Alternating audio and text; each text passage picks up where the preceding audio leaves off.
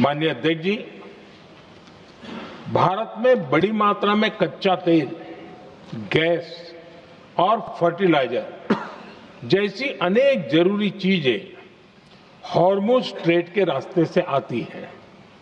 युद्ध के बाद से ही हॉर्मुज स्ट्रेट में जहाजों का आना जाना बहुत चुनौतीपूर्ण हो गया है। बावजूद इसके हमारी सरकार का ये प्रयास रहा है कि पेट्रोल, डीजल और गैस की सप्लाई बहुत ज्यादा प्रभावित न हो, देश के सामान्य परिवारों को परेशानी भी कम से कम हो, इस पर हमारा फोकस रहा है। हम सभी जानते हैं, देश अपनी जरूरत की 60% एलपीजी आयात करता है। इसकी सप्लाई में अनिश्चितता के कारण सरकार ने एलपीजी के डोमेस्टिक उपयोग को प्राथमिकता दी है। साथ ही एलपीजी के देश में ही उत्पादन को भी बढ़ाया जा रहा है। पेट्रोल, डीजल की सप्लाई पूरे देश में सुचारू रूप से होती रहे, इस पर भी लगातार काम किया गया है। अध्यक्ष जी, जब से ये युद्ध शुरू हुआ है, तब से ही प्रभावित देशों में हर भारतीय को जरूरी मदद दी जा रही है। मैंने खुद पश्चिम एशिया के ज्यादातर देशों के राष्ट्राध्यक्षों के साथ 2 राउंड फोन पर बात की है। सभी ने भारतीयों की सुरक्षा का पूरा आश्वासन दिया है। दुर्भाग्य से इस दौरान कुछ लोगों की दुखद मृत्यु हुई है और कुछ घायल हुए हैं। ऐसे मुश्किल हालात में परिवारजनों को आवश्यक मदद दी जा रही है। जो घायल है, उनका बेहतर इलाज सुनिश्चित कराया जा रहा है। अध्यक्ष जी, प्रभावित देशों में हमारे जितने भी मिशन हैं, वो निरंतर भारतीयों की मदद करने में जुटे हैं। वहां काम करने वाले भारतीय हो या फिर जो टूरिस्ट वहां गए हैं, सभी को हर संभव मदद दी जा रही है। हमारे मिशन नियमित रूप से एडवाइजरी जारी कर रहे हैं। यहां भारत में और अन्य प्रभावित देशों में 24/7 कंट्रोल रूम और आपातकालीन हेल्पलाइन स्थापित की गई है। इनके माध्यम से सभी प्रभावितों को त्वरित जानकारी दी जा रही है। अध्यक्ष जी, संकट की स्थिति में देश विदेश में भारतीयों की सुरक्षा हमारी बहुत बड़ी प्राथमिकता रही है। युद्ध शुरू होने के बाद से लेकर अब तक 3,75,000 से अधिक भारतीय सुरक्षित भारत लौट चुके हैं।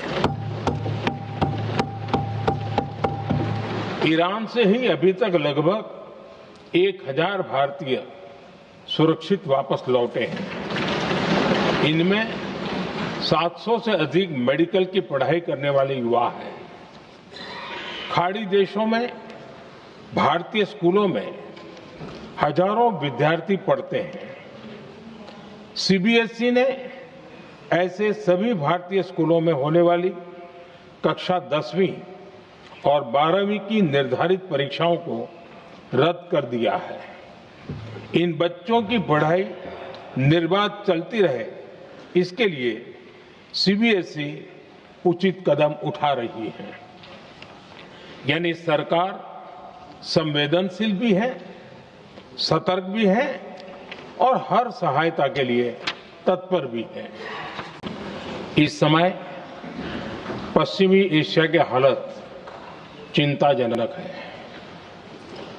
बीते 2-3 हफ्तों में जयशंकर जी ने और हरदीप पुरी जी ने इस विषय पर सदन को जरूरी जानकारी दी है। अब इस संकट को 3 सप्ताह से ज्यादा हो रहा है। इसका पूरे विश्व की अर्थव्यवस्था पर, लोगों के जीवन पर बहुत ही विपरीत असर हो रहा है।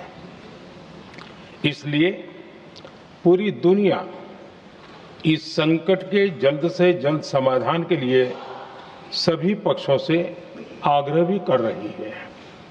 अध्यक्ष महोदय, भारत के सामने भी इस युद्ध ने अप्रत्याशित चुनौतियां खड़ी कर दी हैं।